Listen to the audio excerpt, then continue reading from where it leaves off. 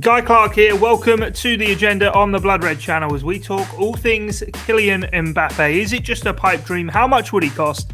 And are FSG really willing to make the call? Well, following his starring showing in the Nou Camp this week in the Champions League, those Liverpool links have again resurfaced with a new contract still remaining unsigned. Well, to get all the very latest, including what the players had to say himself, I have Theo Squires here with me. Theo, it's been a busy day for you on the blog across on the Echo today, and it all seems to be centering around Mr. Mbappe. Yeah, as always, he's going to be the big name, isn't he, until he chooses where his future is. There have been quite a few contrasting reports, I think, in the last couple of weeks, with one saying he's decided he wants to stay at PSG for another season, Pochettino saying he doesn't think he's going to go anywhere. But then it's also, well, it's all very well committing your future to PSG for next season, but your contract expires at the end of the next season. And while it's been quite open that they are in contract negotiations, he's never come out and said, yes, this is where I see my long-term future. He's never said he wants to sign away his future to PSG. It's always very diplomatic, keeping his options open. He's not going to get caught up in the moment, in the emotions. Like if he's not going to say, oh, I'm staying here for life after scoring a hat-trick against Barcelona at the Nou Camp. When is he? He's obviously got his eyes on bigger picture. Whether that's in 2022 or further afield remains to be seen. But he's only, 22, and he is going to be one of the best players, if not the best player on the planet. Like we're already seeing this change in the guard with Messi and Ronaldo. He's slowly coming out of their shadow and becoming the main man. And it's just when he decides to leave, because let's be honest, when he wants to go, he will go. PSG would be foolish to let him leave on a free transfer, but they're almost in a situation now where they might not get a say in it, because the only way he signs a new deal is if they give him massive terms with a release clause. He's going to leave that club at some point or another. Whether they can get a Champions League out of him before that, fair enough, but he's going to go to a Premier League, La Liga or a Serie A, just because that's where the best players on the planet should be playing. And Liverpool, as they have this rise under Jurgen Klopp, will be in that conversation. But it's whether it's just media talk because of their rise under Klopp, or whether the boys behind FSG and that are really, really thinking that they can finance a deal. Yeah, we'll get into all the paper talk and what's been said in interviews and stuff. But just before that, it set in the background of it, it does sort of feel like it's a real sort of political one now. It's in the blink of an eye. He's been on the scene 4 years now, hasn't he? Since he was part of that Monaco side that blew away Manchester City in the Champions League. He's won a World Cup. He, as you say, seems to have now flourished into a bona fide world-class star, no longer a teenager, 22 years of age, and he is producing the goods week in, week out. Yet PSG have Neymar, of course. He is their big star. He's desperate to get his mate Lionel Messi to the Parc des Princes. And I suppose that therefore leaves the big question mark even more over Kylian Mbappe. He's a home star. He's a French international. He is sort of their poster boy. You would have thought PSG would be desperate to keep him. But actually, Lionel Messi, albeit aging now, PSG seem to have that hunger to bring him in rather than maybe just sort of wait it out, maybe not give Neymar what he wants. One club standing up to him finally, but it does sort of seem as though actually that could all play into Liverpool or anybody else's hands.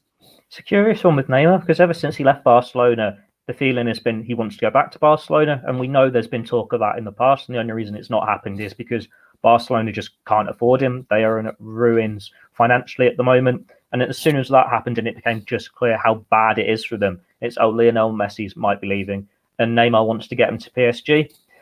From a PSG point of view, you can see why Messi would appeal. Like Mbappe is destined, he's going to go on to bigger and better things.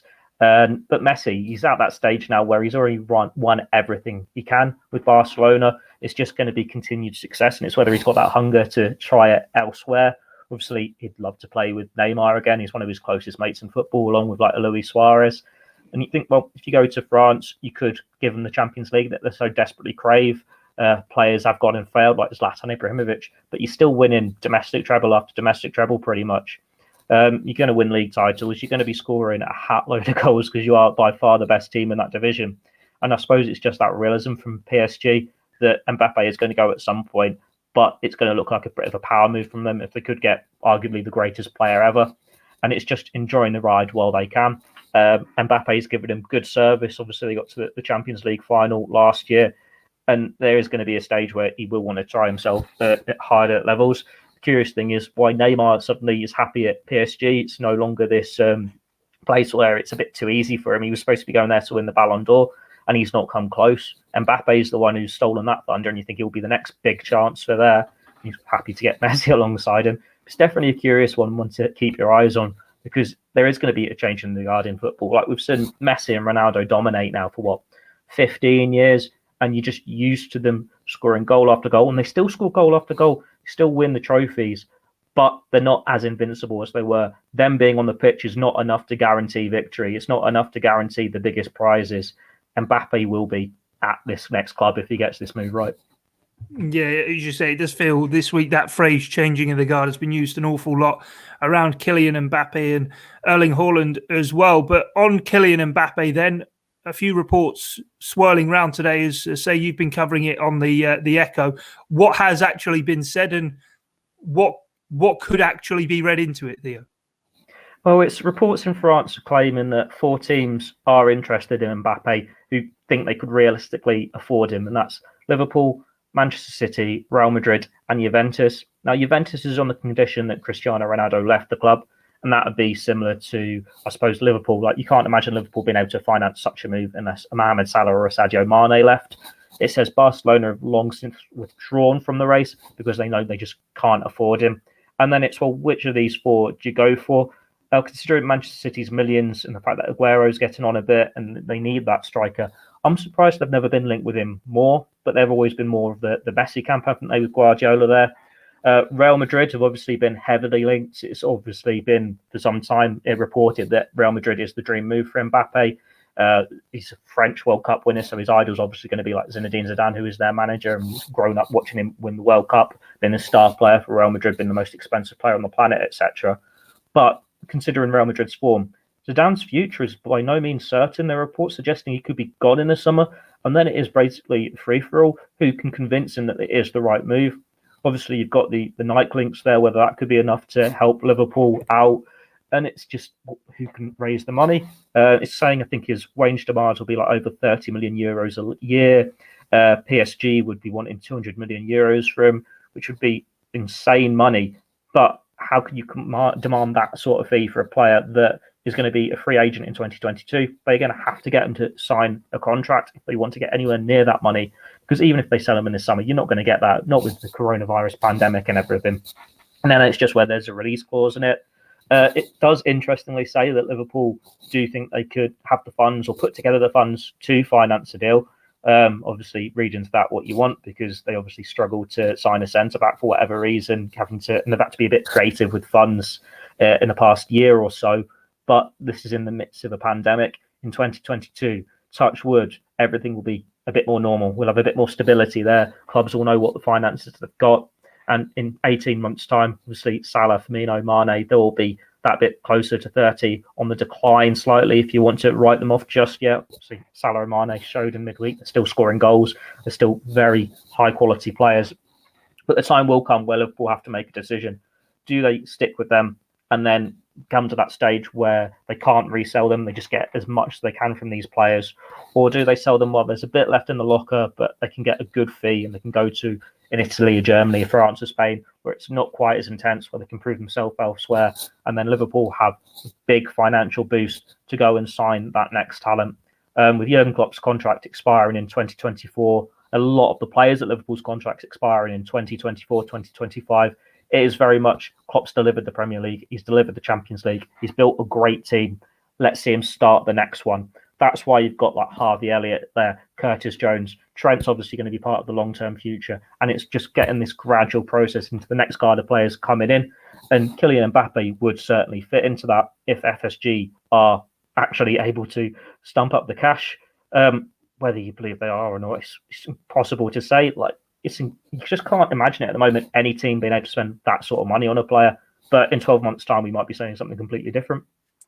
Yeah, no, but obviously the way in which Liverpool's kit deal with Nike is structured, it is all about units sold. And I suppose if fans aren't in grounds, you bring in potentially the heir to the throne in terms of the Ballon d'Or in Kylian Mbappe. You're going to get eyeballs all around the world, even more on Liverpool, and people paying to watch Liverpool and buying Liverpool merchandise. I could sort of see the appeal from effort in doing this deal. And I suppose when we talk about the front three and now into their fourth season together, we've seen Diogo Jota come in. Divock Origi obviously doesn't quite look maybe as though he's up to it to be around at Liverpool long term. So there is going to need to be more forward reinforcements. Harvey Elliott is impressing at Blackburn Rovers, but again, that is one. That's Jota and Elliott.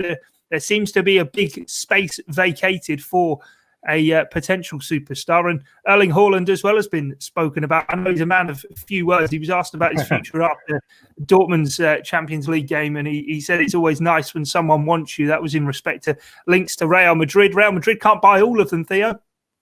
No, they can't, and hopefully Liverpool will still be in a reckoning to be able to go and lure one of them off that. What is interesting, of course, is we know the reports from earlier that Jurgen Klopp has been a big fan of Mbappe for a while, and actually did make contact when he was leaving Monaco. Obviously, it wasn't feasible at the time, but he's close mates with Fabinho as well. So if Liverpool keep Fabinho happy, maybe it can be Agent Fab trying to lure him over. And there is going to be a stage where Liverpool do need to bring in a new forward, like you've said, as much as Mbappe replacing Messi and Ronaldo is the change in the guard of this global superstar. Liverpool will have their own change in the guard to reach this next stage of their development. The whole point of Liverpool is a project. It was to get that initial success, to get the Champions League, to get the Premier League title, and then to turn 1 into 2, 3, 4, and to have a real dominance about them. And you think to really cement that next stage, so we are the real deal. We're not just here as part of it. We are the top table. It would be signing someone like Mbappe. And you mentioned like the kit deal and that. Well, it'd be sort of like David Beckham going to Real Madrid, really, wouldn't it? You know you're going to make so much worldwide. Like everyone will want an Mbappe Liverpool shirt. It doesn't matter what country you're in, what city you're in, you will see an Mbappe Liverpool shirt if Liverpool could sign him. It's going to be the same if you went to Real Madrid or Juventus. Not going to say Manchester City because it's not quite as glamorous. It's one of those, isn't it? You know he's going to make the money there. And it's just whether clubs can afford him. If he really wants to make a move easy for the next club, he'll dig his heels in and just go on a free in 2022. But then he'll be able to command this massive signing on fee. And it's just going to be an auction, pretty much, who can stump up the most cash to lure him and convince him that it is the right place to go. Obviously, he's dropped some cryptic hints in the past, hasn't he? Saying he plays at Liverpool on PlayStation. He's a big fan of Jurgen Klopp. All this flirting's going on. But then if you're his agent, you're telling him to do that. He knows he's playing the game. And you want to buy into it, but it's too early to get convinced just yet. But let's be a bit optimistic and hope, because at least it gives us something to write and something we can get a little bit excited about, even if it seems a pipe dream at this precise time. No, certainly. And James Milner's Liverpool contract runs out in 2022 as well. The number 7 shirt potentially available. Hey, it might all be there in Mbappe 2022. We'll have to wait and see, though. Theo, thanks for giving us all the latest news on Kylian Mbappe. Do head across to the Echo. Plenty more in the live transfer blog daily over on the Liverpool Echo website, as well as signing up to the Liverpool Echo newsletter. You won't miss a thing at all. We, of course, here on Blood Red will continue with our dedicated coverage. Still plenty to come this week ahead of the Merseyside derby. But from myself, Guy Clarke, and Theo Squires, thanks for joining us for this edition of The Agenda.